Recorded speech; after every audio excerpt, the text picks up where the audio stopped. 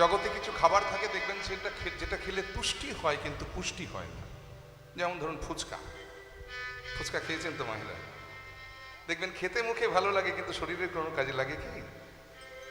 তাহলে ফুচকা এমনই একটা খাবার যেটা খেলে তুষ্টি হয় কিন্তু পুষ্টি হয় না। আবার কিছু খাবার আছে যেটা খেলে পুষ্টি হয় কিন্তু তুষ্টি হয় না। যেমন ধরুন শুকনো চিড়ে, যদি কাউকে খেতে দেওয়া হয় খেতে ভালো লাগবে? চিড়ে খেলে দেখবেন পেট ভরে, শরীরের কাজে লাগে। তাহলে চিড়ে আবার এমন একটা খাবার যেটা খেলে পুষ্টি হয় কিন্তু তুষ্টি হয় না। তো শ্রীমদ্ ভাগবতে খাদ্যগুণ বর্ণনা করা আছে যে এমন খাদ্য আমাদের গ্রহণ করা উচিত যে খাদ্যের গুণটা কেমন হবে না, তুষ্টি পুষ্টি ক্ষুধাপায়ন, অর্থাৎ তুষ্টিও হবে মানে মুখেও খেতে ভালো লাগবে, পুষ্টিও হবে মানে শরীরেরও কাজে লাগবে, ক্ষুধাপায়ন মানে ক্ষুধাও নিবৃত্তি হবে। ওই যে যেমন শুকনো চিড়ে, ওটা খেতে যেমন মুখে ভালো লাগে না, কিন্তু চিড়েটা যদি আপনি আবার চিনি দিয়ে, কলা দিয়ে, দুধ দিয়ে মাখিয়ে খান তাহলে দেখবেন খেতে মুখে ভালো লাগছে, শরীরেরও কাজে লাগছে, ক্ষুধাও নিবৃত্তি হচ্ছে। তেমনি কাজ জগতে এমন কিছু করে যেতে হবে যেটা করলে নিজের উপকার হয় এবং অপরের উপকারে লাগে। আমাদের মাস্টারমশাইরা আমাদেরকে ছেলেবেলায় শিক্ষা দিন যে বাবা এমন কাজ করো যে কাজ করলে নিজের উপকার হয় এবং অপরের উপকারে লাগতে পারে। ধরুন কোনো ব্যক্তি বাজারে দুধ বিক্রি করছে, সে তার দুধ বেচা পয়সা দিয়ে নিজের সংসারের কাজে লাগাচ্ছে, মানে নিজের উপকার হচ্ছে। আবার বাজার থেকে তার কাছ থেকে যারা দুধ কিনে খাচ্ছে তাদের শরীরের কাজে লাগছে। তাহলে একদিকে নিজের উপকার হচ্ছে, অপরদিকে অপরের উপকারে লাগতে পারছে। কিন্তু লক্ষ্য করে দেখুন, ওই ব্যক্তিটা বাজারে দুধ বিক্রি না করে ধরুন যদি মদ বিক্রি করে,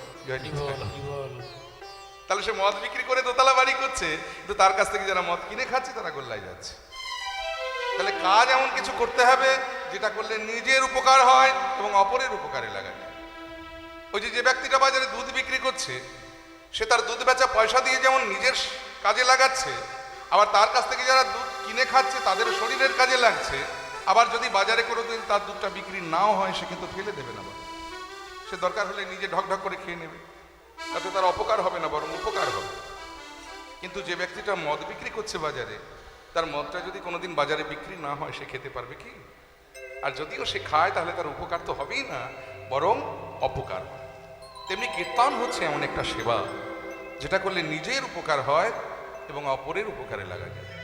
এই যে কিছুদিন আগে আমরা খবরের কাগজে একটা খবর পড়েছি না, বা রেডিও টিভিতেও শুনেছি, আবার ফেসবুকে অনেক ঘোরাঘুরি করেছে খবরটা, যে এক সন্তান তার মায়ের মৃত্যুর পরে মায়ের নামে পেনশন তুলবে বলে মায়ের পেটের সমস্ত নাড়ি ভুড়ি বার করে ফ্রিজের মধ্যে দিন কত কাটকে রেখে দিয়েছিল। কলকাতার ঘটনা।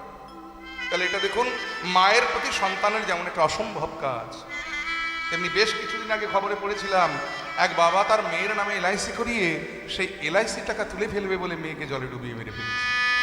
তাহলে এটা আবার সন্তানের প্রতি বাবার একটা অসম্ভব কাজ। তাই দুঃখটা কখন কোন দিক থেকে আসে কেউ বলতেই পারে না। বাবা সন্তান বাবাকে দুঃখ দিচ্ছে, বাবা মা সন্তানকে দুঃখ দিচ্ছে, আত্মীয় আত্মীয়কে দুঃখ দিচ্ছে, বন্ধু বন্ধুকে দুঃখ দিচ্ছে, আর শত্রু তো দুঃখ দেবার জন্যই বসে আছে।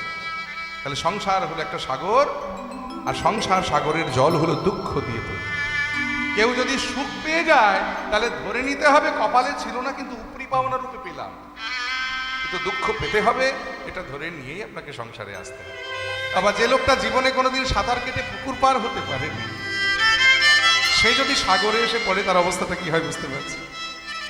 তাহলে একদিকে সংসার রূপী অথই সাগর, তারপরে আবার সাঁতার জানা নেই, তারপরে চারিদিকে তাকিয়ে দেখি ভয়ঙ্কর ভয়ঙ্কর জলজন্তুরা চারিপাশে ঘিরে ধরেছে। তারা কারা না কাম ক্রোধাদি নক্রম অকনৈ কবলীকৃত, অর্থাৎ কাম ক্রোধ লোভ মোহ মদ মাৎসর্য।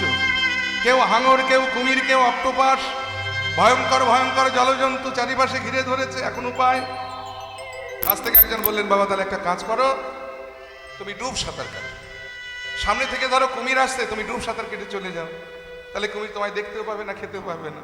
বলে বাবা ডুব সাঁতার যে কাটবো আমার হাত পাটা তো নাড়াতে হবে, কিন্তু আমার হাতেও রয়েছে লোহার বেড়ি, আবার পায়েও রয়েছে লোহার বেড়ি, অর্থাৎ দুর্বাসনা নিগাড়িত, দুর্বাসনা রূপী লোহার বেড়ি আমার হাতে পায়ে বাঁধায় আছে, আমি কেমন করে সাঁতার দেব বলো।